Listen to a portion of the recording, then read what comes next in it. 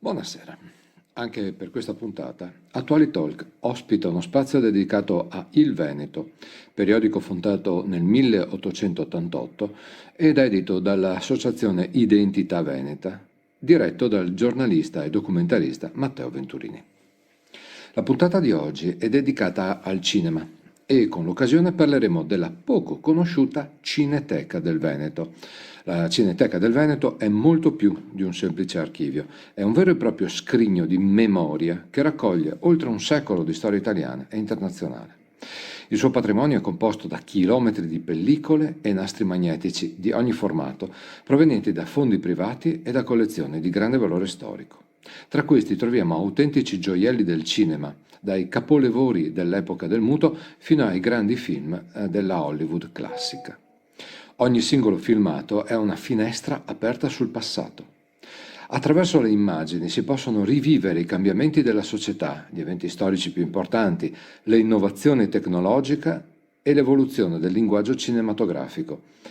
Una parte di questo patrimonio è già stata digitalizzata ed è consultabile sulla piattaforma online della Cineteca.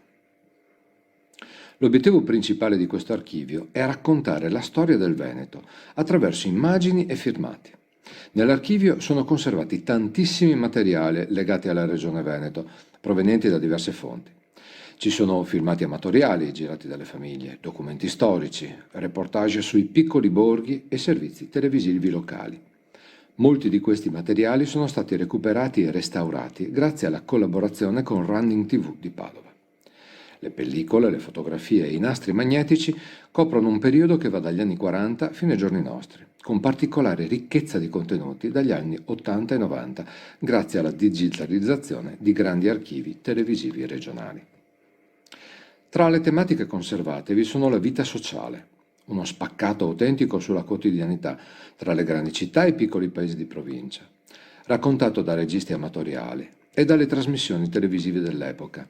La politica con interviste, congressi e momenti storici che hanno segnato la politica locale e nazionale, documentati grazie agli archivi delle televisioni venete. La cronaca nera, con episodi che hanno scosso la regione come la Mala del Brenta, il sequestro Celadon e i crimini del gruppo Ludwig.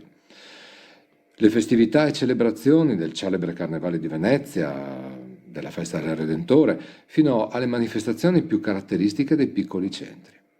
La regione e tutti gli eventi religiosi di grande rilievo come la visita di Papa Giovanni Paolo II a Belluno o la traslazione del corpo di Sant'Antonio a Padova. Lo sport, dalle 1000 miglia alle esibizioni leggendarie degli Harlem Globetrotters a Vicenza, passando per le imprese di squadre e atlete veneti. L'arte e la cultura, con tanti reportage sui grandi eventi culturali, come il Premio Campiello e le Mostre di Venezia, senza dimenticare i concorsi d'arte e le celebrazioni di importanti personalità locali. Il nostro territorio, un viaggio tra le città murate, paesini pittoreschi e serie televisive che raccontano il Veneto con sguardo attento e appassionato. Ed infine il lavoro e le opere pubbliche, dalle grandi opere architettoniche come il restauro del Ponte Vecchio di Bassano alla storia delle aziende venete con interviste a personaggi di spicco come Luciano Benettone. Come sempre io vi saluto, vi auguro un buon Veneto, la regione, ed un buon Veneto, il giornale, oltre a una buona serata.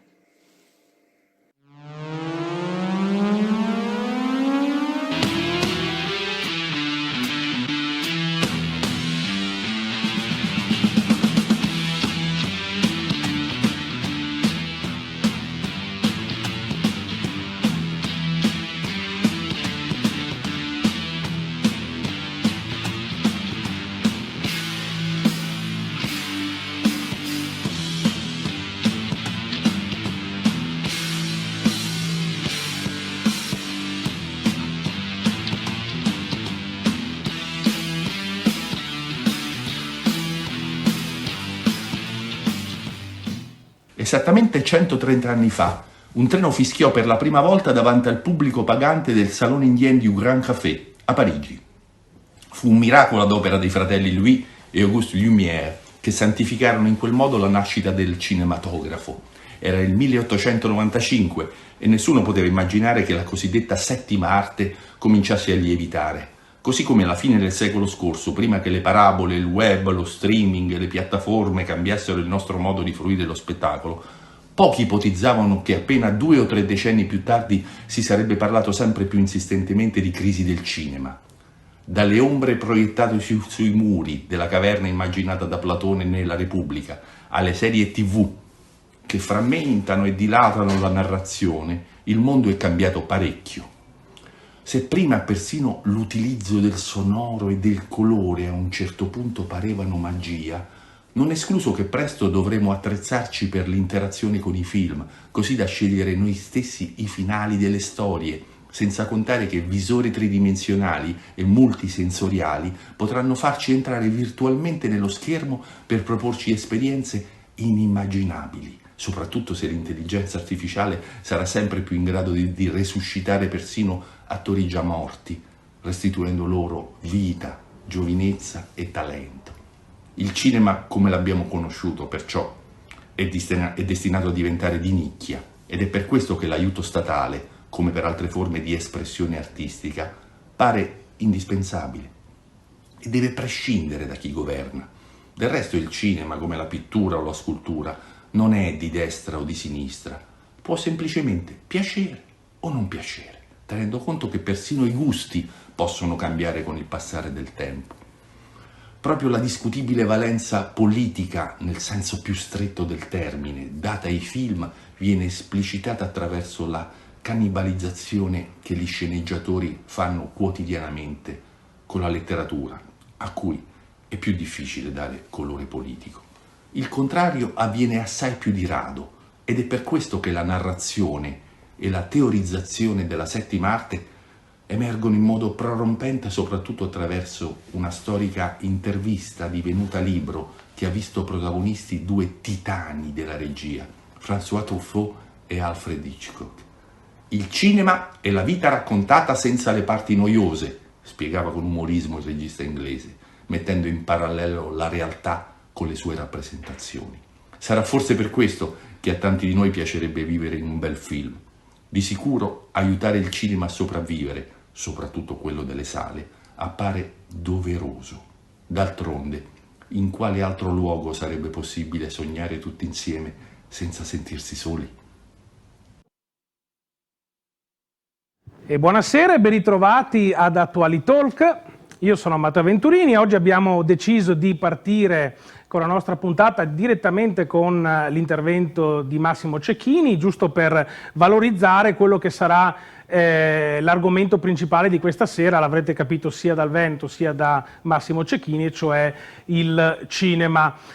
Come sempre siamo in diretta su Caffè TV24, canale raggiungibile attraverso l'85 per il Veneto orientale, l'88 per il Friuli Venezia Giulia, il 112 per la Lombardia. Per il resto dell'Italia si può tranquillamente raggiungere attraverso il 133 freccia su e selezionare la regione Veneto Caffè TV24, o altrimenti per il resto della regione Veneto canale 19 freccia su e Caffè TV24. Dicevo appunto siamo in onda e la puntata di oggi ha il titolo Equilibri cinematografici. Come sempre ad affiancarmi c'è il nostro Fabio Casetto. Ciao Matteo e buonasera a tutti. Questa sera Jacopo Cepparo in sostituzione a Tito Borsa. Buonasera Matteo, grazie dell'invito. E avete già intravisto i nostri ospiti speciali, Pierluigi Falvo, presidente di Ritorno al Futuro Italia APS. Buonasera Matteo, grazie dell'invito e buonasera ai tuoi telespettatori. E Simone Scopa, vicepresidente di Ghostbusters Italia. Buonasera, grazie di questa opportunità. Bene. Allora, io prima di fare la primissima domanda che va un po' a introdurre gli argomenti poi della serata, vorrei far vedere e lanciare un video, quindi chiedo alla regia cortesemente di fare questo per noi.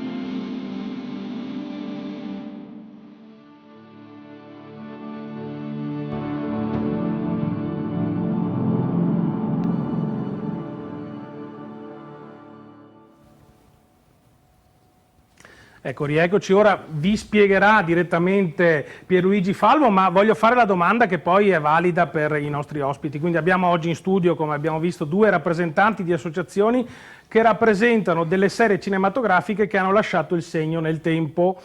Ritorno al futuro, come abbiamo appena visto, nel suo 40° anniversario dall'uscita, e Ghostbusters sempre al 40° dall'uscita cinematografica in Italia. Quindi Pierluigi, ci puoi spiegare che cosa abbiamo appena visto? Abbiamo appena visto un assaggio di quello che tutti gli appassionati di questa trilogia potranno trovare nell'esposizione che apriremo ufficialmente il 3 di maggio. Sarà la più grande esposizione di oggetti appartenenti alla trilogia che sia mai stata mostrata alle persone. Sicuramente molti ricorderanno l'esposizione che c'è stata a Bologna, a Palazzo Belloni di Bologna nel 2022. Ecco, quello era solo una piccola parte di quello che tutti potranno trovare. Ci sarà un'esposizione di oltre 100 oggetti, la maggior parte dei quali utilizzati realmente in scena, molte riproduzioni fedele, le auto utilizzate diciamo, copie delle auto utilizzate nella trilogia, documenti, indumenti, insomma veramente tantissime cose, tutto questo ovviamente per festeggiare il 40° anniversario dall'uscita del primo film della trilogia. Simone Scopa. Noi siamo qui a parlare di 40 anni di Ghostbuster, 40 anni in Italia poi, perché in realtà il 40° ufficialmente è terminato l'anno scorso, perché ricordiamolo il primo film è del 1984, ma diciamo che in Italia c'era un errore storico.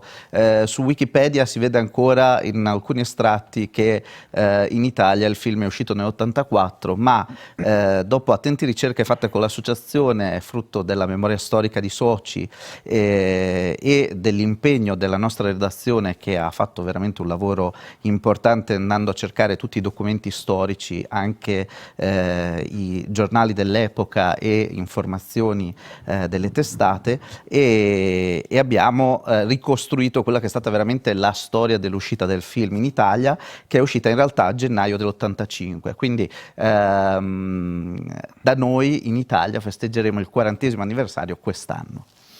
E quindi insomma è per noi una doppia opportunità di festeggiare 40 anni di questo cult. Poi se sono questi i festeggiamenti sono sempre i benvenuti, anche perché sono cose molto belle, positive, ci ricordano molto, ma andremo poi a trattare nel corso della puntata proprio questo aspetto, cioè la nostalgia, gli anni '80, eccetera, eccetera. E a tal proposito passo la parola a Fabio Casetto, che è un grande esperto di anniversari o comunque insomma di film, non solamente questi due che abbiamo il piacere di avere in studio. Esperto è una parola grossa, sono appassionato più che esperto. Difatti stasera appena ho visto questi reperti mi sono subito così emozionato, perché io li ho sempre visti nei film eccetera, poi tra l'altro parlavo prima dell'inizio trasmissione, li ho visti nei modellini di Lego, essendo anche un collezionista di Lego, ho il set che ricostruisce tutto quanto la caserma dei pompieri più l'ambulanza di Lego, e sono abituato a vederlo in questa dimensione qua, adesso vederlo in scala 1:1, insomma non nascondo una certa emozione, abbiamo scambiato un po' di battute prima anche del film. Comunque sì, sono appassionato di quell'epoca lì, e tra l'altro quest'anno cascano i 40 anni anche di altri film, mi viene in mente primo fra tutti i Goonies, che è un altro film che appunto ha accompagnato un po' la mia adolescenza, ma anche qualche sera fa. Ogni tanto mi capita che a casa me lo guardo quando lo trasmettono, oppure me lo recupero, e anche lì film stupendo, prodotto da Steven Spielberg, sull'onda anche un po' di Indiana Jones, tanto che c'erano un po' di ambientazioni, o comunque anche la storia stessa aveva certe similitudini con la saga di Indiana Jones, che appunto ha visto Spielberg come regista. Tra l'altro, visto che sono appassionato di Lego, quest'anno la Lego, per celebrare il 40° anniversario, verso fine anno licenzierà un set enorme e costosissimo proprio dell'ambientazione generale dei Goonies. E quest'anno sono anche i 40 anni, se non vado errato, di Rocky IV, che è stato insomma uno della saga di Rocky che ha avuto forse anche un maggior successo in Italia. Ricordiamo la sfida epica tra Ivan Drago e Rocky Balboa, appunto sulle note di Living in America, bellissimo comunque anche come film, ha avuto molto successo qui in Italia. Ha avuto anche il 40° di Lady Hawk, se non vado errato, un film con una giovane Michelle Pfeiffer, girato in un bellissimo castello dell'Abruzzo. Poi Commando, anche come film, quest'anno celebra i 40 anni, insomma è un'annata questa che è bello ricordare per tutta una serie di film, appunto, che via via magari durante l'anno avremo modo anche di vedere. Poi anche La mia Africa, Gioiello del Nilo, insomma tutta una serie di film più o meno cult, però comunque sì, è stata un'annata veramente, veramente interessante. Poi non puoi dire che sei un esperto, che non sei un esperto. No, no, comunque ti confermo, dall'82 diciamo all'86-87 ci sono tantissimi anniversari, quindi sono gli anni giusti e avremo modo anche nei prossimi anni di avere altri nuovi argomenti da trattare. Manca Jacopo allora all'appello, anche lui è un grande appassionato. Sì, ma molto meno preciso di chi mi ha preceduto, nel senso che io sono un umile fruitore. I film poi che sono stati citati finora devo dire con spirito del poi che sono stati rivoluzionari sia per i temi trattati ma anche per la velocità di narrazione. Mi è capitato recentemente di rivedere banalmente Trappola di cristallo, Nakatomi Palace, con i miei figli per farglielo vedere, insomma un po' alla volta sto tentando di fargli scoprire quel mondo, e devo dire che è relativamente lento nella narrazione, no? È molto anche manieristico, mentre invece i titoli che avete citato finora sono estremamente lineari, molto veloci, forse anche hanno inaugurato un altro modo di fare cinema, no? Più immediato. Senza dubbio, quando c'è di mezzo Spielberg, le cose buone vengono fuori da sole. Nel riflettere in avvicinamento a questa puntata, poi segnatamente per quanto riguarda Ritorno al futuro, mi è venuta una contrapposizione con un film che festeggia 30 anni quest'anno, L'esercito delle 12 scimmie. 30 anni. Ed è interessante vedere come a distanza di un decennio c'è una visione del futuro che cambia radicalmente, no? Da un futuro idilliaco in cui si vola ad un futuro distopico in cui anche per alcuni blandi versi anticipatorio di quello che è successo nella realtà, ma niente, è bello vedere questa differenza. E ti ringrazio per aver citato questo Esatto, film, che tra l'altro è il mio secondo film preferito dopo la saga di Ritorno al futuro, quindi non sapevo di questo anniversario e grazie Del per questo 95, regalo. sì. Allora, andiamo avanti. A proposito di anniversari e nostalgia, anni 80, quello che abbiamo detto poco fa, oggi si cerca più che mai di riportare in auge iniziative che fanno rivivere positivamente gli anni passati. Quali sono le opportunità per questo 2025? E ricominciamo da Pierluigi. Per quanto riguarda noi, come già anticipavo prima, il nostro evento più importante sarà quello appunto della mostra che faremo, apriremo ufficialmente il 3 maggio. È una mostra alla quale i fan tengono veramente tanto, ce lo dimostrano i numeri. Un paio di settimane fa abbiamo aperto una waiting list per le persone che appunto volevano magari provare a portarsi a casa un biglietto in anticipo rispetto ad altri. Abbiamo avuto più di 3.000 persone che si sono iscritte alla waiting list.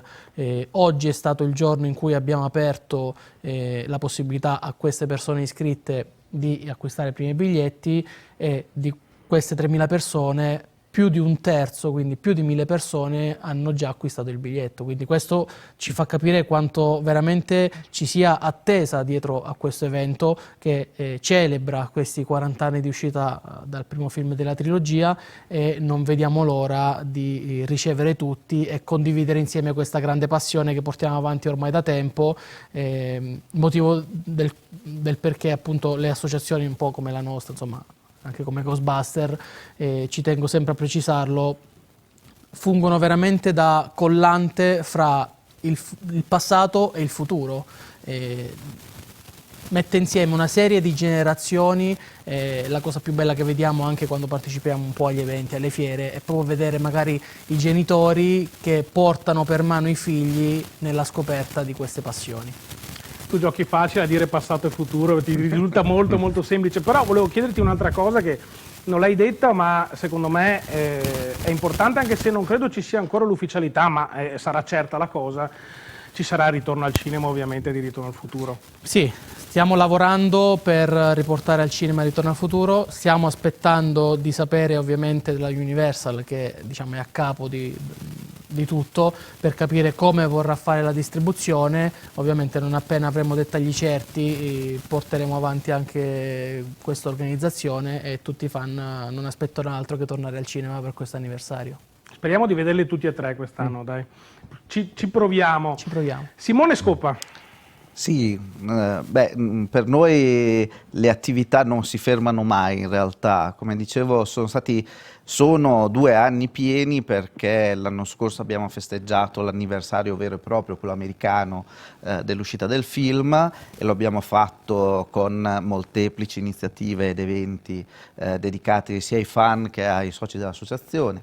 Quest'anno, proprio in virtù dell'uscita italiana, per esempio, il 31 gennaio abbiamo organizzato a Roma una proiezione del film, e abbiamo fatto per tutti quelli che hanno partecipato alla proiezione una pubblicazione proprio dedicata ai 40 anni, che è questa qui, che speriamo di mettere anche a disposizione, insomma, di un pubblico un po' più ampio, e che è appunto una sorta di raccolta storica di tutti quelli che erano i giornali, le foto dell'epoca, addirittura vediamo foto di ospiti che furono invitati alla premiere di Ghostbuster, quindi attori. C'è Carlo Verdone con una specie di uniforme improvvisata di Ghostbuster che veniva data a tutti gli ospiti, quindi insomma c'era questa cosa molto particolare, molto interessante. Quindi abbiamo cercato di raccogliere tutte queste informazioni, questi reperti di informazioni storiche, e speriamo di poter fare una pubblicazione diciamo più da dare a disposizione informazioni a chi ne fosse interessato. Poi le iniziative durante l'anno continuano con quello che è l'impegno dell'associazione nei confronti di tutti i fan e dei soci e appassionati di Ghostbuster, quindi continueremo a fare attività ovviamente.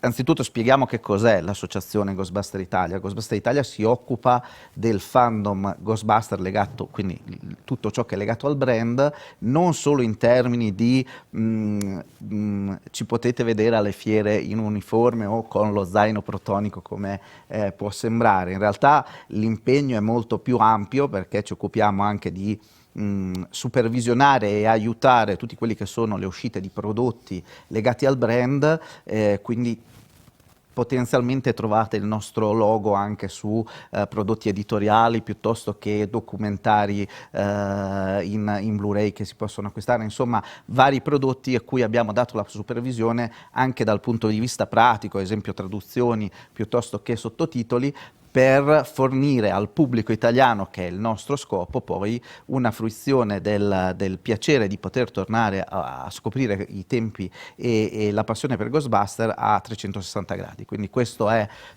quello che fa l'associazione. E ovviamente poi ci occupiamo di intrattenimento, ci occupiamo di beneficenza, ci occupiamo di vari settori, diciamo in maniera ampia, per poter essere sempre al fianco dei fan italiani. Jacopo? Allora, per quanto riguarda la nostalgia, effettivamente Giusto Ritorno al futuro è stato il primo film che sono andato a vedere al cinema da solo. Proprio, Te lo sei goduto. assolutamente. E effettivamente gli anni '80 sono stati gli anni della mia adolescenza, quindi senza dubbio da un certo punto di vista personale la nostalgia per quegli anni c'è. Da un punto di vista ideologico e sociale, vi dirò, sono più nostalgico degli anni '70, anche e soprattutto da un punto di vista musicale. Per farla in breve, ho molta più nostalgia ideologica degli hippie o dei punk che non dei paninari. Quindi ho molta più nostalgia delle Zeppelin che dei Duran Duran. Per quanto li ho anche diciamo apprezzati con una punta di nostalgia, anche se all'epoca li detestavo cordialmente, anche durante l'ultimo Sanremo. Quindi sì, la nostalgia è per la mia vita, non per il messaggio culturale tout court che viene da quegli anni. Per quanto, per assurdo, uno dei miei attori preferiti in assoluto, ben prima che facesse Ritorno al futuro, quando recitava nei Robinson, non mi ricordo, dove lui era un reganiano molto convinto in una famiglia di hippie. Oh mamma mia. Famiglia in Blue Jeans. No. Vabbè, comunque, quindi diciamo che mi contraddico adorando un attore che ha fatto proprio il paninaro americano, quindi il reganiano. Sì. Fabio? Innanzitutto Simone mi prenoto la copia sul primo, mettiamolo agli atti, ecco, ma io credo che comunque in un'epoca, in un periodo come questo, insomma di un po' di incertezza eccetera, rifugiarsi in un decennio degli anni '80 dove comunque la spensieratezza la faceva da padrona, credo che è proprio segnale, no, di quanto si va alla ricerca, come ho appena detto, di spensieratezza, di trovare, diciamo, ciò che più ci emoziona. Evidentemente i tempi correnti non sono capaci di replicare o di emozionare come allora. Segnalo così una cosa, perché mentre ascoltavo chi mi precedeva mi sono venute in mente un flusso di informazioni pazzesche, però parlando di film anni '80, da qualche anno, da pochi anni, si è cominciato a fare la rievocazione al cinema dei film. Io sono appassionato anche di Vacanze di Natale, come sapete per chi ci segue, e appunto l'anno scorso Vacanze di Natale a dicembre 83, dicembre 2023, a celebrare il 40esimo ha avuto il sold out praticamente ovunque, Sapore di mare lo stesso, adesso via via si parla anche di Yuppies quest'anno, come tutta la saga di film italiani, per non parlare parlare appunto di quelli americani, stranieri, quindi Ghostbuster, Ritorno al futuro, i Goonies, cioè, ciclicamente adesso è partita questa saga, insomma, di rivederli al cinema, e sinceramente la trovo una figata pazzesca, detta proprio in slang giovanile, perché ti fa rivivere quell'emozione di andare al cinema. Mi ha emozionato anche prima Jacopo quando ha detto che il primo film da solo, io poco più in là, anch'io, il mio primo film proprio da solo è stato invece Ritorno al futuro 3, per dire, nel 90, sono andato a vedere Ritorno al futuro 3, quindi insomma mi ricordo, posso capire benissimo quello, cosa ha voluto dire, eccetera, quindi sì, però non nascondo che quando sono stato a vedermi Vacanze di Natale 83 al cinema l'anno scorso ho provato un'emozione fenomenale, quindi ben venga questa rievocazione degli anni 80, ma non lo si vede solo nel film, lo si vede anche nella musica. Adesso i Duran Duran quest'anno festeggiano i 40 anni e sono in tour praticamente ovunque, sold out ovunque, anche nel retro gamer, nei giochi, no? Adesso a casa molti, compreso il nostro conduttore, hanno la console anni 80 piuttosto che i giochi, gli arcade, i MAME, no? Ok, quindi sto scoprendo sempre più persone che ce li hanno, ma da dove arrivano? Dagli anni 80, che quelli 85, 86, insomma, quelli erano un pochettino gli anni, no?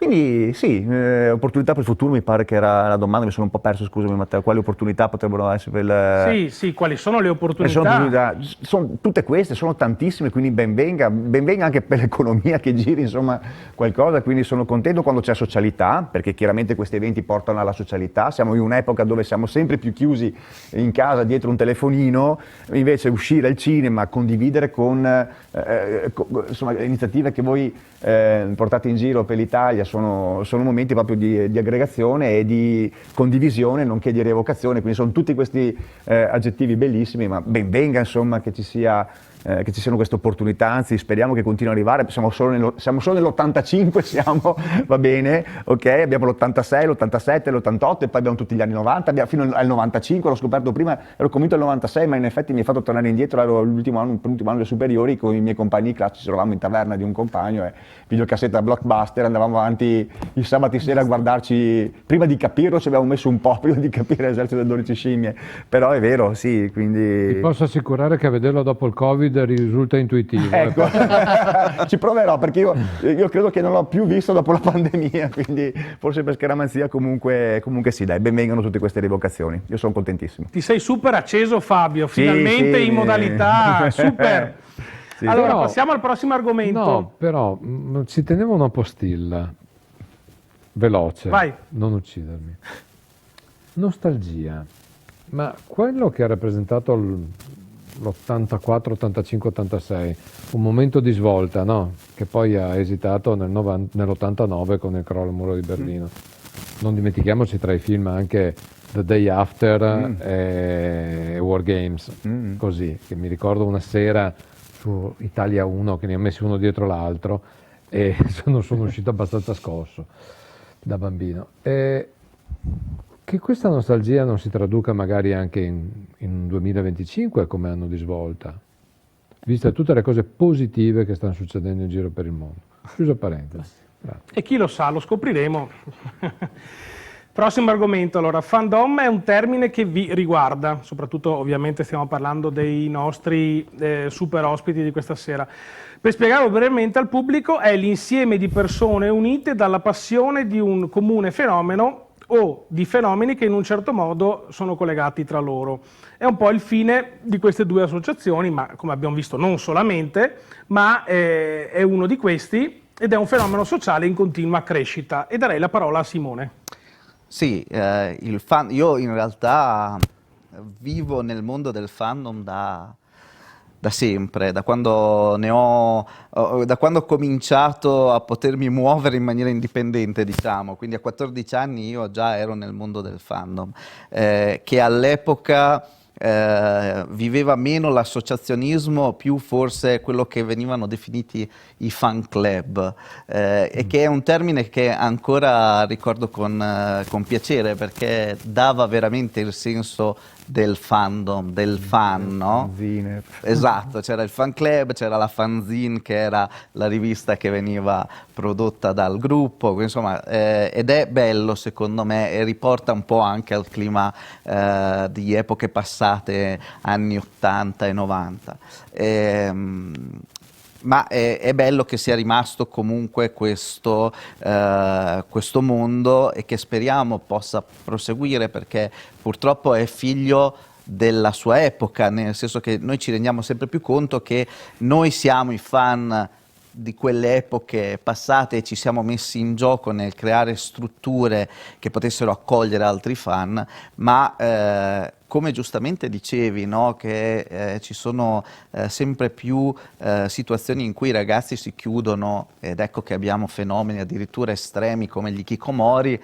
Noi cerchiamo un po' di contrastare, di creare invece quello che è il totale opposto, no? Il voler creare condizioni per condividere la passione, che spesso non accade più. Ecco. Ghostbusters Italia, per esempio, è nata da un forum. All'epoca c'erano ancora i forum, quando ancora le cose erano lente, tra virgolette. Adesso è tutto accelerato, no? Adesso si va di WhatsApp, le risposte devono essere immediate. Una volta c'era il forum e lì c'era il primo incontro dei fan. Aspettavi che qualcuno ti rispondesse. E dai forum c'è stata questa evoluzione sempre più diciamo appassionata di persone che hanno iniziato ad incontrarsi, finché abbiamo deciso ormai ben oltre 10 anni fa di fondare l'associazione che tra l'altro è stata riconosciuta dalla Ghost Corp, che è l'organizzazione diciamo nata da Dan Aykroyd e lo scomparso Ivan Reitman, che ricordiamo regista del film Ghostbuster, e che è un po' il luogo diciamo, il punto di gravità dell'associazionismo mondiale legato a Ghostbuster, e poi ovviamente Sony. Ed ecco, l'impegno delle associazioni dedicate al fandom è proprio questo, quello di creare tutte quelle condizioni per poter rendere fruibili i prodotti, che spesso sono anche, diciamo, un po' penalizzati, soprattutto per quanto riguarda il nostro paese, e speriamo insomma che ci sia anche un cambiamento in questo senso. Negli ultimi anni un po' lo stiamo vedendo, proprio perché questo ritorno agli anni *80 è innegabile, sta prendendo sempre più piede. Guardiamo un po' a quelli che sono stati, parlavamo per esempio di musica prima, guardiamo al successo che ha avuto per esempio la serie degli 883, per dirne una, no? Quindi c'è un po' questo ritorno, questo desiderio di voler tornare a un po' a quella spensieratezza che era il clima degli anni '80. Forse perché c'era un clima anche di cambiamento in generale del mondo, e quindi questo desiderio di voler tornare ci porta a un nuovo approccio anche a tutta una serie di prodotti dedicati agli anni '80. Ricordiamo che Ghostbuster, tanto quanto Ritorno al futuro, sono film che sono entrati a pieno titolo nei film cult, ma addirittura sono film che sono stati considerati tra i 100 migliori film e conservati nella biblioteca del Congresso americano. Quindi voglio dire, sono quei film che bisogna preservare qualora un domani dovesse esserci una calamità che ci impedisce di vederlo. Quindi insomma speriamo che i futuri distopici non arrivino e che ci siano invece i futuri alla 2015 di Ritorno al futuro, anche se purtroppo le auto volanti non le abbiamo viste. Ci stiamo attrezzando. Stiamo lavorando. Però ecco, è innegabile quanto quegli anni hanno segnato in termini sia di narrativa cinematografica, ma in generale quanto abbiano portato veramente nell'immaginario mondiale dei prodotti che a tuttora sono innegabilmente una parte endemica della cultura pop.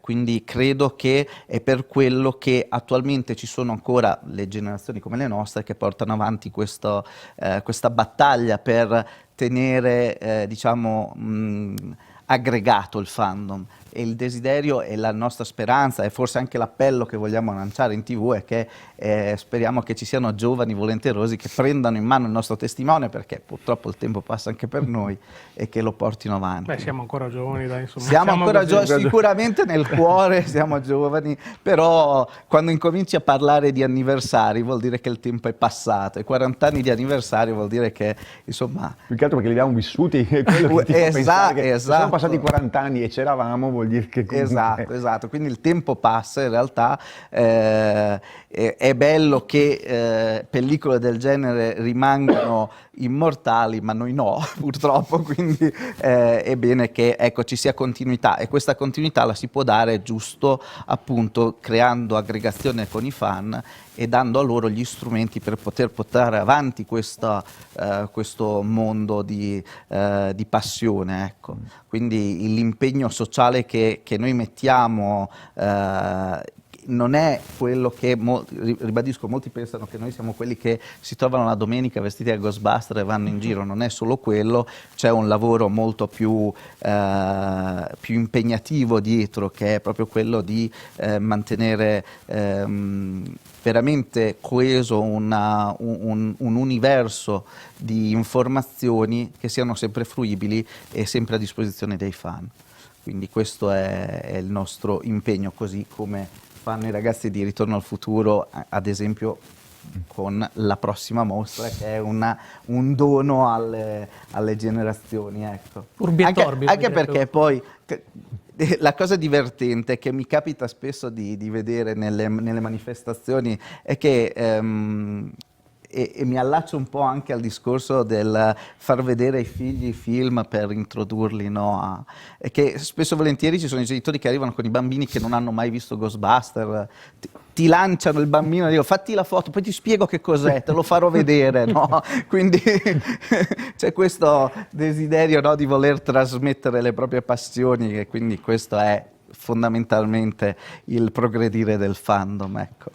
Ecco, allora per rimanere in tema, inseriremo dentro le capsule del tempo, non so se i nostri telespettatori sanno cosa sono, ma sono dei contenitori, possono essere più o meno grandi, non solamente le pellicole dei film, ma anche tutto questo bagaglio, questa esperienza che le associazioni e i gruppi più in generale portano avanti da tanti anni, ed è eccezionale perché sono, come hai detto tu, non solamente mere iniziative per farsi vedere, ma c'è sotto un gran lavoro. E appunto vorrei sentire cosa ne pensa Pierluigi. Sì. Io, a differenza di Simone, il mondo del fandom l'ho conosciuto già in età adulta, perché in realtà io mi avvicino al mondo del fandom con l'avvio del progetto Ritorno al Futuro Italia, fondamentalmente, quindi stiamo parlando di 3-4 anni fa, fondamentalmente. Era un mondo a me abbastanza sconosciuto, io grandissimo appassionato anch'io dei film degli anni '80, in particolar modo Ritorno al Futuro, ma non avevo mai vissuto quel lato come appassionato sul campo. Invece ho avuto modo di ammirare veramente tutto il mondo che c'è dietro, la passione con cui queste associazioni come la vostra di Ghostbuster, ci mette proprio per far sì che la storia non venga dimenticata, quindi sia la storia cinematografica che poi tutto quello che ne consegue, ovviamente. E diciamo che in questo alveo di organizzazioni abbiamo deciso di inserirci anche noi, con uno spirito molto semplice, ecco, siamo partiti da fan, ok? Quello che mi ha spinto personalmente quando ho deciso di avviare il progetto Ritorno al Futuro Italia è stato: io sono un fan, cosa mi piacerebbe trovare per strada, qualcosa che io possa riconoscermi in un'organizzazione, in un'associazione, in un progetto, cosa posso fare io per avvicinarmi a questa mia passione? E da lì, insomma, insieme ad altre persone, ad altri amici, è nata questa idea. E quello che facciamo appunto è quello, è cercare di avvicinare, a parte le nuove generazioni, a quello che sono le nostre passioni. Però appunto, come diceva bene Simone, non siamo solo quelli che vanno in giro per le fiere vestiti, ma cerchiamo veramente di far conoscere a 360 gradi tutto quello che ruota attorno. Ne approfitto per il lancio che hai fatto. Dietro c'è veramente un grandissimo lavoro. Ci sono persone che lavorano dietro le quinte, ci sono persone che gestiscono le associazioni, che muovono la stampa, le condivisioni, che lavorano giornalmente. Non dimentichiamoci che sono delle associazioni no profit, per noi non è un lavoro, per noi è passione, quindi tutto quello che facciamo lo facciamo al di fuori del nostro lavoro, impegnando il nostro tempo, anche quello personale, magari togliendo del tempo alla famiglia, però lo facciamo volentieri. Ecco, l'augurio veramente col cuore, ed è un discorso che abbiamo già affrontato in una precedente puntata qui da te, Matteo, è quello che anche chi organizza eventi, chi gestisce determinati eventi, possa veramente credere nel lavoro che c'è dietro alle nostre associazioni. Simo, tu lo sai, è una battaglia che portiamo avanti ormai da fin troppo tempo, ecco. Perché c'è sempre questa cosa che, vabbè, tanto loro sono appassionati, quindi portano in giro la loro passione e possiamo, tra virgolette, sfruttare queste loro passioni. Il problema è che chi sfrutta le passioni poi dietro ne ha un guadagno economico. Noi spesso e volentieri ci rimettiamo di tasca nostra, perché appunto per noi è una passione. Quindi l'augurio veramente più grande per questo 2025 e per il futuro è che venga riconosciuta una volta per tutte il grande lavoro che c'è dietro queste nostre passioni e possa essere valorizzato come è giusto che sia, insomma. Fabio? Ma allora, nella capsula del tempo mettici anche questa puntata, così almeno possiamo andarcela a sbobinare. Ma non noi, saranno Sì, i nostri pronipoti. I pronipoti, ma guarda, a mio così modo di vedere, tirando un po' le sintesi degli interventi che mi hanno preceduto, il fandom è una sorta di celebrazione dell'entusiasmo collettivo all'ennesima potenza, all'elevata potenza. Mi aggancio un attimo, c'è stato recentemente il Model Expo a Verona, Sì. okay? Non serve aggiungere altro, è stato numeri veramente eccezionali, addirittura superiori a pre-pandemia, sempre più esposizioni, sempre più padiglioni, molti anche i giochi retro, quindi di cosa stiamo parlando? Cioè, continuiamo ad avere conferme ogni giorno, insomma, di quanto ci sia questa ricerca nel passato, proprio come dicevo prima, nel cercare ciò che oggi non troviamo e lo andiamo a trovare nel passato. Fa sorridere come oggi siamo qui a chiacchierare, ormai non più trentenni, non più quarantenni, ma qualcosa di più, a celebrare comunque i nostri ricordi di ragazzini, ma fa comunque sorridere pensare magari nell'85 e pensare a 40 anni prima. Nell'85, 40 anni prima stava finendo la guerra, i film erano in bianco e nero, i film erano molto più, la musica era tutt'altra musica di quella degli anni 80, oggi bene o male l'accelerazione c'è stata ma è molto inferiore, quindi ci pare di rivivere una sorta di l'altro ieri rispetto a una proiezione dell'epoca sui 40 anni prima dove era proprio un'altra epoca, era veramente un altro mondo, ok? Quindi abbiamo dentro anche questa sorta che ce la portiamo avanti di abbastanza un parallelismo e delle similitudini, insomma avevamo il telefono ieri come ce l'abbiamo oggi avevo in tasca ma ce l'avevamo all'epoca, la televisione era già a colori, quando invece nel 45 non c'era la televisione nelle case, quindi ci sono proprio delle differenze che portano a celebrare questo quarantennio come se fosse passato molto meno in effetti, però lo riviviamo, lo ricerchiamo, le mostre, i mercatini, le vostre associazioni, le televisioni, ogni giorno si sente parlare di anni 80 e questa sera abbiamo capito il perché. Jacopo? Allora, a differenza di chi mi ha preceduto, la parola fandom la scopro questa sera. La conosci? Forse sono troppo vecchio. Quindi mi limito a fare i complimenti per la loro passione, per la loro competenza e per l'impegno che hanno nel tenere vive delle cose che effettivamente 40 anni fa sono state rivoluzionarie in senso anche della fantasia. Complimenti. Grazie. Bene, allora parliamo, l'avete già più o meno anticipato, di effetto nostalgia, non solo cinematografico, quindi ampliamo un pochino il concetto, ma più in generale. Cosa vi manca degli anni 80 e 90? E partiamo ovviamente dal nostro Fabio. Cosa manca degli anni 80 e 90?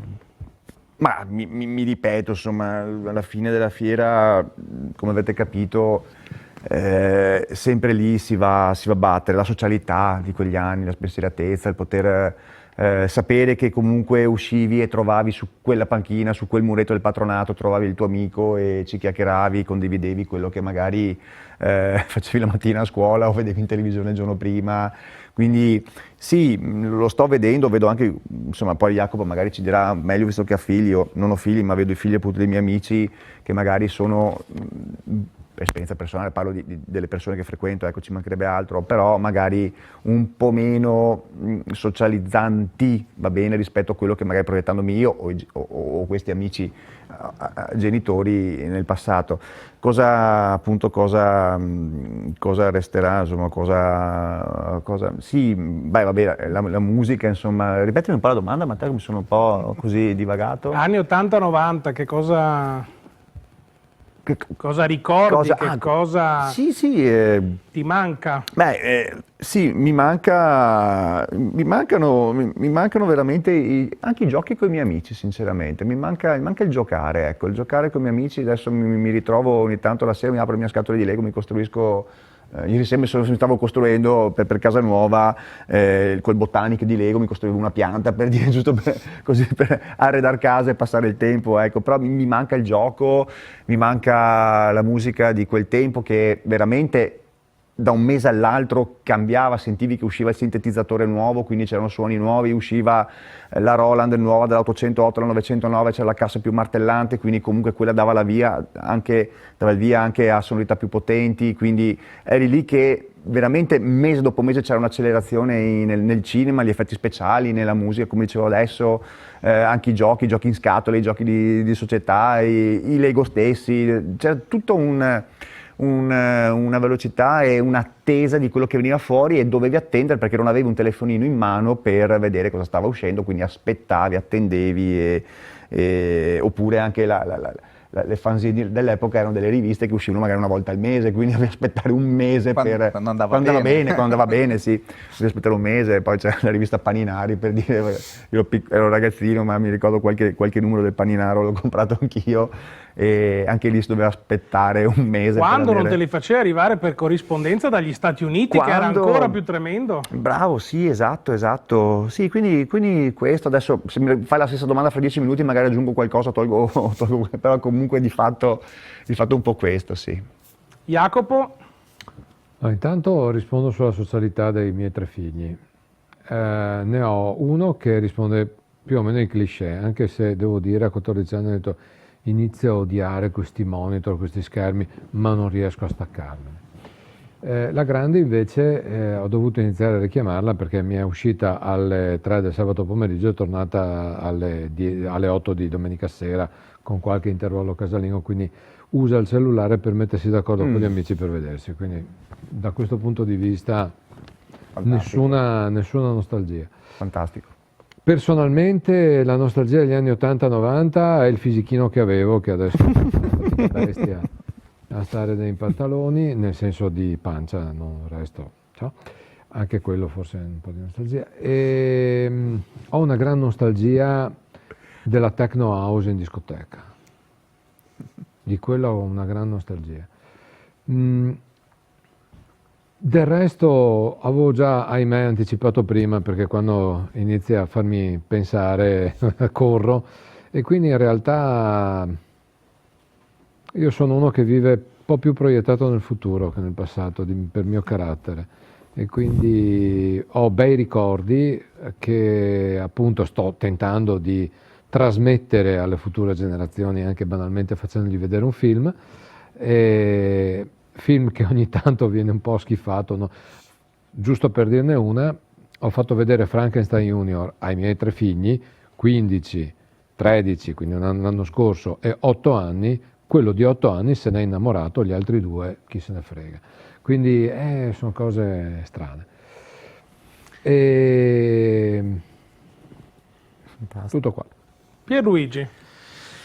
Te la racchiudo in una parola: verità. Una volta eravamo più veri, adesso c'è finzione ovunque. poi per carità, non sto parlando di verità o finzione in senso stretto, perché insomma hai qua due rappresentanti, uno va in giro a acchiappare fantasmi e l'altro che fa su e giù per epoche passate e future, quindi In giro a chiappare fantasmi. non è proprio quello che intendo. Intendo finzione tra le persone, come approccio alla vita. Ora veramente qualsiasi cosa è artefatto, è dietro uno schermo, non riesci a identificarti in nulla.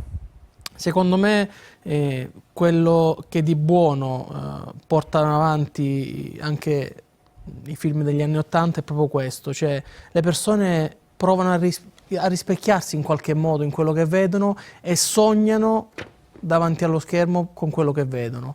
È una cosa che non riesci a vedere adesso, sia nel cinema, nella musica men che meno. Insomma, c'è tutta una diatriba adesso con Sanremo, l'autotune, insomma, chi più ne ha più ne metta. Quindi veramente siamo circondati da estrema finzione e, ahimè, purtroppo anche tanta finzione nei rapporti interpersonali. Quindi, Però negli anni '80 c'era il playback. è vero, te lo concedo. Però ecco, quello che secondo me manca oggi è proprio quello, una verità tra i rapporti, tra le persone, in quello che fai, questo manca tanto. E ti do conferma di questo, è una cosa evidente e chiara, ma basta guardare un'intervista casuale di una persona presa per strada negli anni 40, 50, 60, no, diciamo 50 e 60, ecco, più veritiero come periodo, ed erano molto spontanei. Oggi, forse grazie ai social, soprattutto i video social, quindi quelli che sono in voga molto adesso, ognuno si vuole sentire protagonista e si costruisce un'immagine che normalmente prima appunto non c'era bisogno di costruire, perché di fatto eravamo più reali, più veri, ecco, in questo per rispecchiare quello che hai detto tu, ecco, questo l'ho notato anch'io molto facendo le mie ricerche storiche ed effettivamente c'è una bella differenza. Oggi intervistano una persona, già si prepara, si sistema, eccetera, ancora prima di andare in onda, tra virgolette. Questo è poco carino, perché invece la spontaneità è un bell'aspetto umano che manca molto di questi tempi. E ci rimane Simone. Dulcis in fundo, no, oddio, non c'è molto altro da aggiungere. Credo che voi abbiate centrato molte delle tematiche che secondo me sono quelle che tuttora rendono quell'epoca un'epoca di piacevolezza, no? È vero, viviamo in un momento storico in cui si è tutti molto più uniformati, no? E spicca meno la parte di personalità vera. Quello che c'era di bello negli anni '80, secondo me, era anche questo, proprio la semplicità delle cose, che in qualche modo rendevano credibili anche le cose più incredibili. Voglio dire, andiamo ad analizzare film come Ritorno al futuro, ma anche Ghostbuster, no? Parliamo di film di fantascienza che fanno della loro storia la fantascienza, ma che nel cuore, nel contesto, c'è i rapporti, no? Perché c'è il rapporto tra Doc e Marty per Ritorno al futuro, e c'è un rapporto di amicizia tra persone sgangherate che cercano di inventarsi un modo per campare con la loro passione, che è quella di investigare sul paranormale. E in tutto questo si inserisce, peraltro, parlo di Ghostbuster, anche l'elemento di rottura, che era Winston, che arrivava e diceva vabbè, ma io basta che mi pagate qualsiasi cosa, credo, e che in realtà poi diventa a pieno titolo membro del team. E la cosa bella è che a guardare questi personaggi erano tutti differenti, cioè non trovavi omologazione, non erano 4 fatti con lo stampino che si trovavano ritrovavano e facevano le stesse cose. Ognuno aveva un approccio molto differente, sia dal punto di vista pratico della vita, ma anche filosofico, no? Se vogliamo. Abbiamo un Peter Venkman che decisamente aveva un approccio alla vita non impomatato, ecco. E invece chi aveva un approccio più scientifico e chi aveva un approccio più passionale. Quindi avevamo quelli che erano un po' tutti le tipologie di sentimenti che si potevano vivere, e questo è un po' la forza, il fatto che non ci fosse uniformità in tutto questo. E poi personalmente una cosa che mi manca molto degli anni '80, ma veramente molto, è uscire dal cinema e non incontrare critici di cinema. Adesso siamo diventati tutti critici di cinema, parliamo tutti, no? Usciamo e diciamo sì, però la storia non è stata, gli effetti speciali, un po' mi manca il fatto di uscire e dire wow, wow, mi è piaciuto, oppure ma mi ha lasciato un po' così.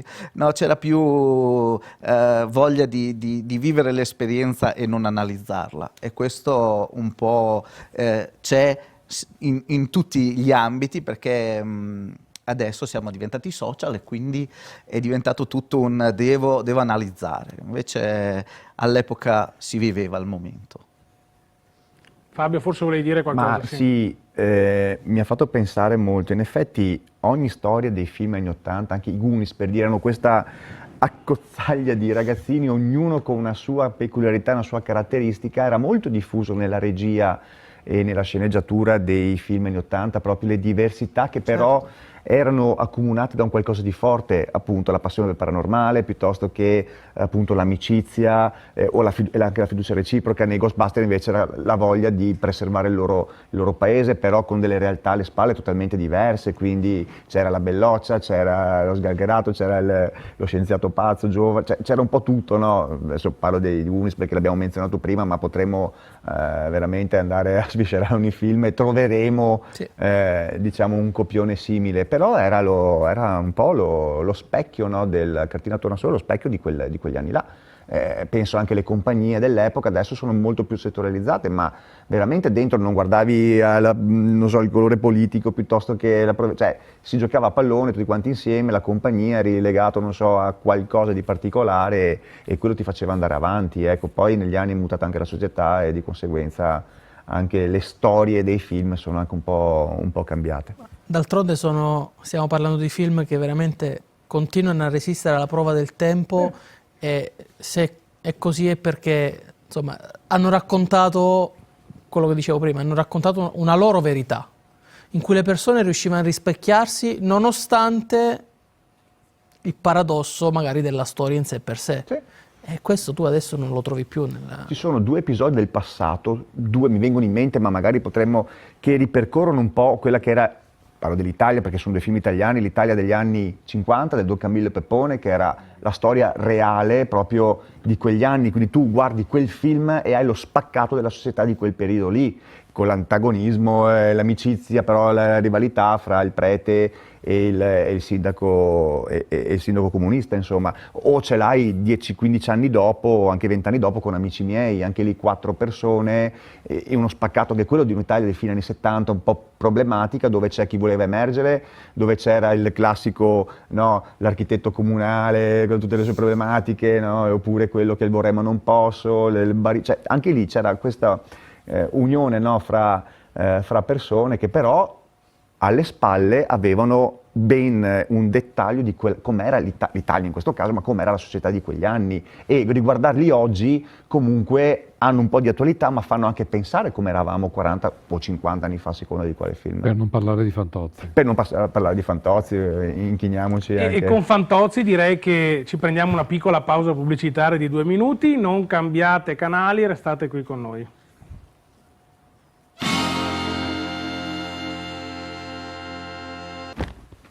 Ecco, rieccoci in diretta. Come sempre questo è il momento dello scomodo contrasto di Tito Borsa, che come sapete, avete visto oggi non c'è in studio, ma ci ha comunque regalato una registrazione del suo contributo. Il cinema italiano, pur non volendo generalizzare, non è più quello di un tempo. Non serve essere degli esperti per rendersene conto, o perlomeno i film che arrivano al grande pubblico non sono certo di grande qualità, nonostante di tanto in tanto ci sia qualche eccezione. A questo aggiungiamoci anche il fatto che il cinema in Italia dipende in gran parte dai fondi pubblici. Nel 2021 301 opere di finzione, 165 documentari e 15 film di animazione hanno chiesto e ottenuto il credito d'imposta, che copre il 40% dei costi eleggibili. Sempre riferendoci al 2021, soltanto il 20% dei biglietti venduti al cinema sono per i film italiani. Certo, al tempo c'erano e oggi ci sono ancora di più le piattaforme come Prime, Netflix, ma è un dato che non può non fare impressione. I soldi non sono tutto, soprattutto quando si parla di arte, è vero, ma i risultati al botteghino sono un po' lo specchio di quanto il pubblico sentisse l'esigenza di vedere quei film. Di 481 film finanziati con soldi pubblici nel 2021, quanti erano necessari? Per quanti c'è stato un ritorno in termini di cultura collettiva? Non possiamo certo dare dei numeri precisi, ma sicuramente una minima parte. Su 402 film prodotti in Italia nel 2023, a richiedere il credito d'imposta sono stati 398, soltanto 4 non l'hanno fatto, per un totale di questo credito d'imposta di 225 milioni di euro. Lo Stato dovrebbe investire nell'arte quando c'è un ritorno per la collettività, mentre adesso ci sono film che nascono con il solo proposito di essere finanziati, senza che ci sia alcun bisogno artistico, culturale o sociale di produrli. Quale può essere quindi la soluzione? Perché penso che saremo tutti d'accordo sul fatto che non si può andare avanti così. Queste inutili produzioni non sono solo un danno per lo Stato, ma danneggiano inevitabilmente anche i film meritevoli che finiscono in un calderone in cui tantissimi soldi vengono spartiti tra numerosissime opere. La soluzione poi non è certo quella di avere delle commissioni che sulla base della sensibilità dei loro membri decidono quale opera sia meritoria e quale non lo sia, cioè è difficile e soggettivo giudicare l'arte, soprattutto quando è ancora in fase embrionale, come i progetti che vengono proposti per essere finanziati. Ma d'altra parte però il Libera Tutti a cui abbiamo assistito negli ultimi anni crea decine di film che sono, possiamo definirli, dei fantasmi, cioè esistono soltanto per coloro che li hanno creati, spesso con il solo scopo di usufruire del credito d'imposta. Come spesso succede nel nostro paese, prima vengono dati soldi a pioggia a chiunque, poi si inizia a non darli più a nessuno, ed è possibile che questo cambiamento avvenga anche nel mondo del cinema. E a quel punto film magari interessanti dal punto di vista artistico o culturale, ma che non attraggono investimenti, rimangono inevitabilmente un sogno per chi vuole produrli. Giro quindi l'interrogativo ai nostri ospiti. Penso che sarete d'accordo con me su quanto possono essere utili o addirittura siano necessari i fondi per la cultura quando si parla di cinema. Ma quale potrebbe essere un'alternativa valida che non sia finanziare centinaia di film ogni anno, film che alla fine non vedrà nessuno? E partiamo da Simone in risposta a questa domanda. Una risposta non facile, a dire il vero.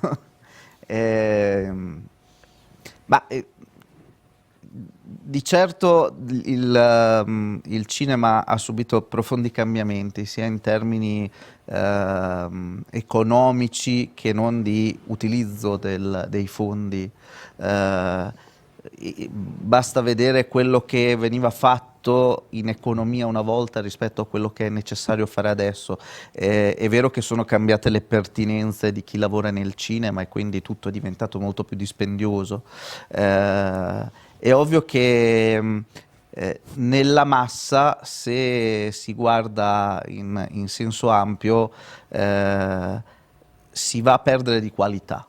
E quindi secondo me bisognerebbe un po' tornare all'investimento puntando sulla qualità dei prodotti. Non è facile perché bisogna capire chi deve decidere cosa sia qualità dei prodotti, però certamente c'è bisogno di un ritorno ad un cinema un po' vecchio stampo, e poi bisognerebbe anche forse guardare un po' di più alla base di un film, nel senso prima di arrivare a parlare di budget bisogna vedere la scrittura ed è fondamentale secondo me. Pierluigi. Qui ci addentriamo in un territorio pericoloso, nel senso che sono ovviamente argomenti importanti e vanno trattati con la giusta sensibilità, credo. Non posso non essere comunque d'accordo con Tito quando dice: è proprio necessario dare tutti questi soldi a tutti indiscriminatamente? Un tempo, se avevi soldi, il film lo producevi. Se i soldi non ce li avevi, il film non lo producevi. Ecco. O ti adattavi alla tua economia. O ti adattavi alla tua economia, esatto. Probabilmente un ritorno al passato, ritorno a bomba, potrebbe essere la soluzione. Se i soldi ce li hai, ebbene. Dove io intervengo, io che posso essere io Stato? Dove, come diceva effettivamente lui, se io capisco, e mi collego anche a quello che ha detto Simone, dalla scrittura, dalla storia, da quello che vuoi raccontare, dal messaggio che vuoi trasmettere, se io capisco che effettivamente il film che vuoi realizzare o l'opera che vuoi realizzare acquista una certa importanza perché ne ho un ritorno di cultura, perché trasmetto un messaggio veramente importante, allora ti aiuto. Dove non riesci ad arrivare tu, ti aiuto io. Diversamente, elargire contributi a scatola chiusa va sicuramente a discapito di chi invece vuole realizzare un bel prodotto e va a discapito della qualità, perché poi arriviamo ai film, come dicevamo, come abbiamo detto un po' tutti, che sono tutti uguali. Non riesci a trovare un qualcosa diverso uno dall'altro e a differenza di come succedeva una volta, e mi allaccio a una battuta di un altro film, oggi un film deve essere campione di incassi nel primo weekend, altrimenti chiude. E quindi non faccio più il film perché voglio trasmettere un messaggio, ma faccio il film perché devo incassare. Bravissimo. E si perde completamente il fulcro di tutto il ragionamento e l'obiettivo a cui dovremmo ambire facendo film, spettacoli e quant'altro. E infatti posso confermartelo perché ha avuto a che fare anche con commission e cose di questo tipo. L'obiettivo principale è di uscire e sbancare al botteghino prodotti editoriali, chiamiamoli così, cinematografici, non solamente per il cinema ma similari, quindi possono essere i cortometraggi piuttosto che i documentari, docufilm eccetera, che non possono avere, non ce lo possono proprio avere lo spazio all'interno del cinema, fanno molta più fatica e lì sì, ci sono, intervengono dei bandi anche interessanti eccetera, ma che ti limitano moltissimo a tal punto da doverci rinunciare.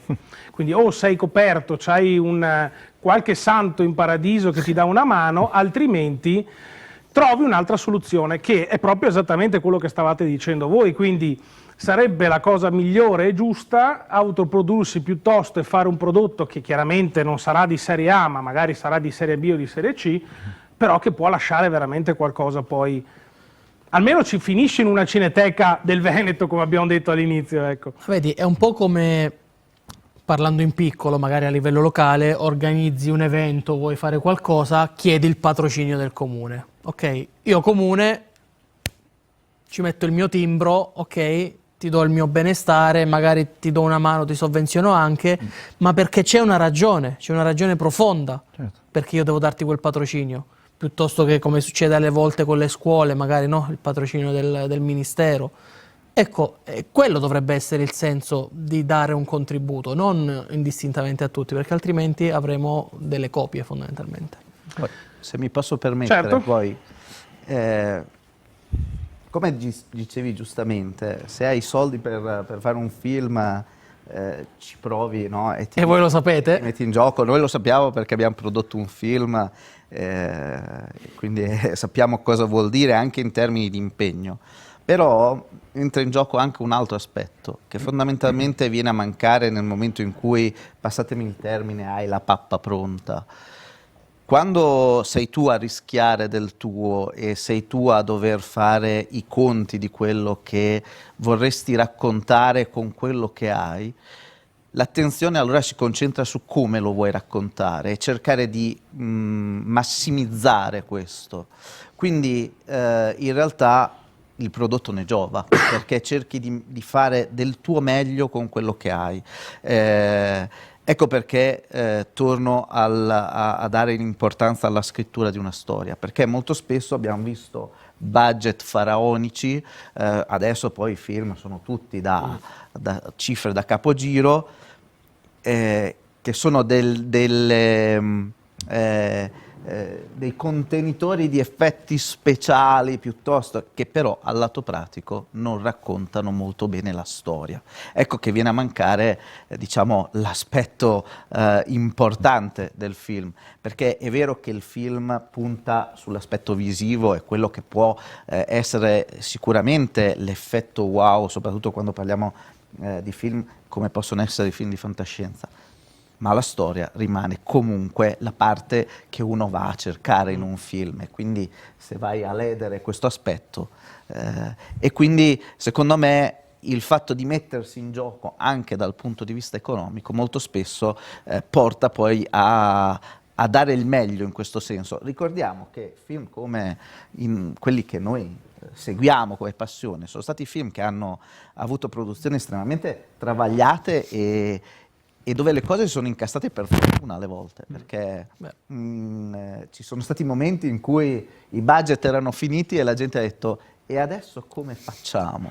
E qualcuno però ha creduto in un progetto perché si è reso conto che poteva essere un progetto importante e l'ha portato avanti. Quindi è bello anche vedere come questo si può vedere in tutti i documentari, adesso ce ne sono tantissimi documentari che parlano proprio delle produzioni cinematografiche. Mi vengono in mente per esempio alcuni documentari fatti sulle piattaforme in streaming che parlano proprio di produzioni di film cult e qui potete notare come forse mi sbilancio il 90% dei prodotti che noi amiamo e consideriamo dei cult si siano incastrati per il rotto della cuffia, e per fortuna, perché alla fine ti viene da dire cavolo, se siamo arrivati ad averlo è proprio un miracolo, e quindi in tutto questo è interessante secondo me prendere dal passato questo spunto e dire forse non è solo il soldo che fa la qualità. Perdonami Matteo se faccio ancora un altro piccolo cappello a quello che ha detto Simone, che ha centrato un altro elemento fondamentale che ci ricollega un po' a quello che abbiamo detto fino adesso.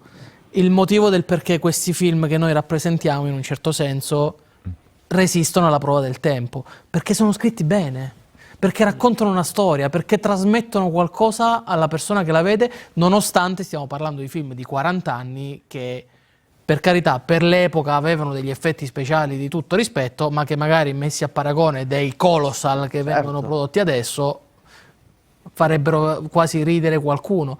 Però raccontano una storia, raccontano una verità e le persone si sono appassionate a questo. E se dopo 40 anni siamo qui ancora a parlarne è perché le persone preferiscono ancora vedere qualcosa in cui qualcuno gli racconta una storia, non solo effetti speciali.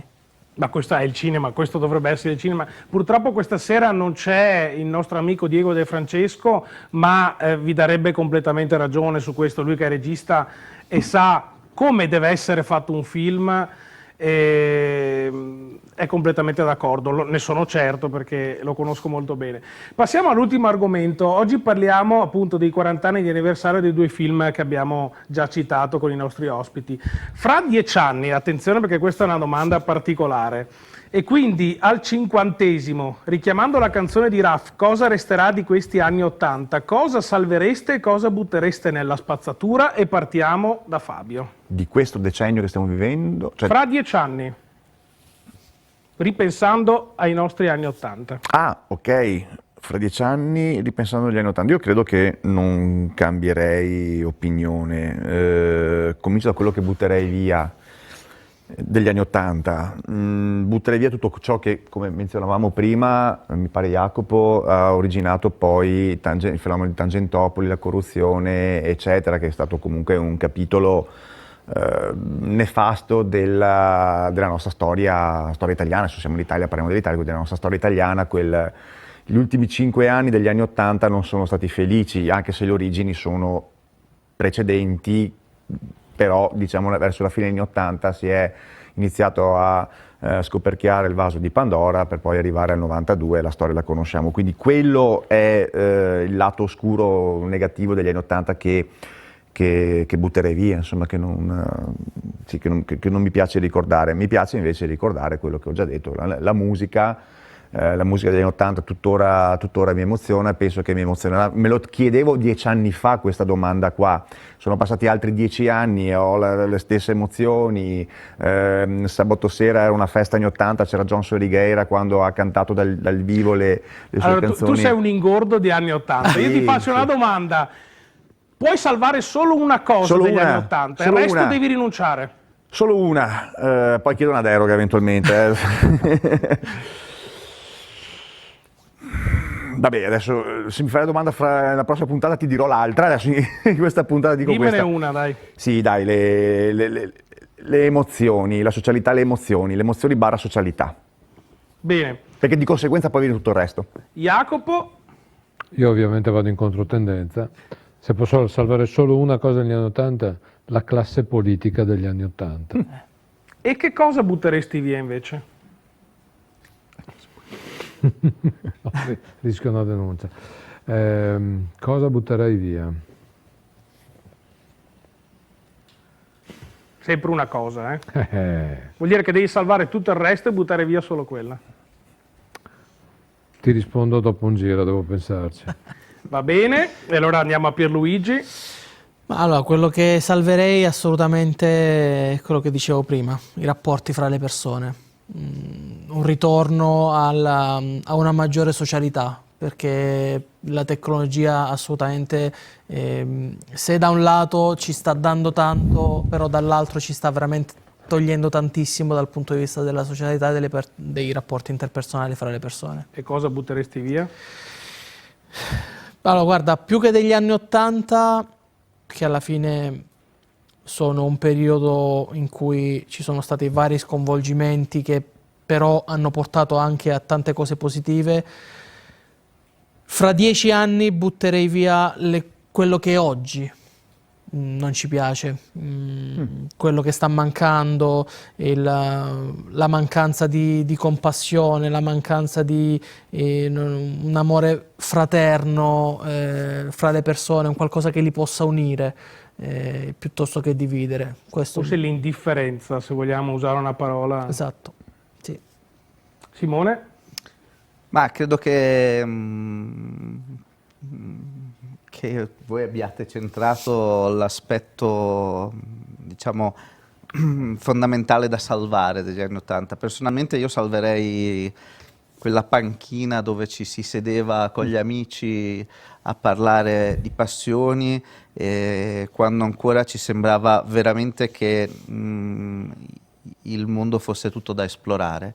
C'era ancora il desiderio di vedere le cose in maniera da sognatori. Se si pensa, eravamo 4 amici al bar che volevano cambiare il mondo, era così, gli anni 80 erano così, c'era spensieratezza e voglia di stare uniti, di vedersi proiettati nel futuro insieme ad affrontare sfide, cosa che adesso è molto più difficile, forse perché anche l'idea di vedere le sfide adesso è sconfortante. Una volta ancora ci sembrava veramente che tutto fosse possibile, si potesse cambiare. Adesso il mondo è talmente... Avere speranza. Sì, sì. Quello che scarterei invece è proprio, riallacciandomi a quello che dicevi, è più un aspetto moderno che è l'appiattimento, la mancanza di speranza e anche la finzione nelle cose. Una cosa terrificante che stiamo vivendo adesso è il fatto di dover spingere oltremodo per dare dei valori, no? È quello che un po' chiamiamo l'effetto buonismo del cinema. Non c'era bisogno di questo una volta, non avevamo bisogno di fingere o di inserire tematiche a tutti i costi perché la gente le comprendesse. La gente le comprendeva vivendo semplicemente i momenti storici e i racconti, quindi non c'era bisogno di forzare la mano in questo. Adesso invece è diventato una forzatura che sta diventando per assurdo controproducente, perché sta ottenendo esattamente l'effetto opposto. Esatto. Ed è molto, molto triste, ecco. E poi c'è anche questo aspetto, adesso parliamo di cinema anni 80, era estremamente netta, no? La dicotomia tra giusto e sbagliato. È vero che non è così il mondo, perché il mondo ha tutta una serie di sfaccettature in ciò che è giusto e sbagliato, però il fatto di spiegare che esiste una dicotomia tra il bene e il male era importante. Adesso siamo arrivati addirittura a dover raccontare che le streghe cattive in realtà sono cattive perché sono state portate ad esserlo, però questo un po' cambia un po' tutto, no? Certo, se vogliamo andare a ben vedere, forse ognuno ha le sue ragioni per fare qualcosa, anche quello che ti accoltella in una notte buia e tempestosa in un vicolo, però non possiamo giustificarlo, no? Quindi Populista. Eh? Populista. Lo so, però in realtà la dicotomia tra il bene e il male era poi un modo buono per dare speranza, anche perché ci si poteva schierare. Adesso diventa difficile schierarsi, quindi spero di tornare un po' a quei tempi in cui si voleva guardare al futuro sperando di essere buoni e trovandosi ad essere cattivi. Vabbè, poi qui si possono fare citazioni, no? Vivi a lungo, muori da eroe o vivi tanto a lungo per diventare il cattivo. Quindi vabbè, però questa è una visione già più moderna, diciamo. Sì. Però no, è vero, c'è la genuinità dell'epoca faceva passare messaggi senza dover spingere eccessivamente. Hai detto una bella parola, genuinità. Sì. Jacopo deve finire, giustamente. Ce l'abbiamo. Sia da un punto di vista del cinema, io butterei via Indiana Jones e il Tempio Maledetto. No. Maledetto non lo sopporto.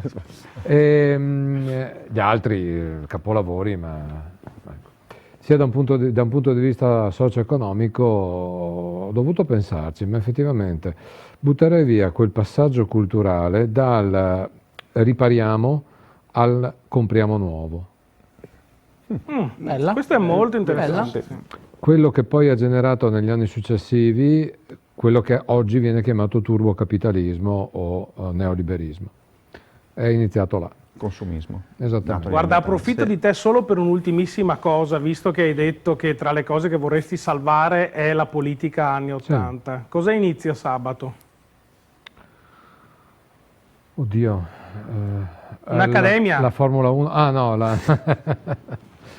sì, sabato inizia un'accademia tecnico-amministrativa, l'abbiamo chiamata così. Lo slogan è da 0 a sindaco in 10 elezioni. Il cui obiettivo filosofico è quello di avvicinare all'amministrazione, ma alla politica, le persone comuni, cioè quelli che pensano che la politica sia troppo per loro. No, la politica deve essere per tutti, c'è anche una Costituzione che indirizzerebbe verso quella ottica. E quindi per chi vuole un'avventura, vuole iniziare con un'avventura di conoscenza, anche e soprattutto delle istituzioni le più vicine, il comune. Identità Veneta è l'associazione che è l'editore del Il Veneto che avete visto all'inizio, Se volete informazioni, l'iniziativa è gratuita, visto che appunto è fatta da un'associazione, quindi info@identitaveneta.it e siamo disponibili. Allora, io passo i saluti, siamo al termine della nostra puntata e ai ringraziamenti. Partiamo proprio da Jacopo Cepparo. Grazie ai telespettatori, grazie a te Matteo e grazie agli ospiti. Pierluigi Falvo. Grazie Matteo come sempre dell'invito, grazie ai telespettatori che ci hanno seguito e continuate a seguirci. Simone Scopa. Grazie a voi per questa piacevole chiacchierata, grazie ai telespettatori e grazie ai fan. E Fabio Casetto. Grazie Matteo per l'intuizione di questa serata, agli ospiti straordinari e a tutti voi che ci avete seguito. Io ringrazio i nostri telespettatori, vorrei ricordare che la prossima puntata è fissata per il 25 marzo, sempre alle 21. Vi ringrazio, vi auguro una buona notte e arrivederci.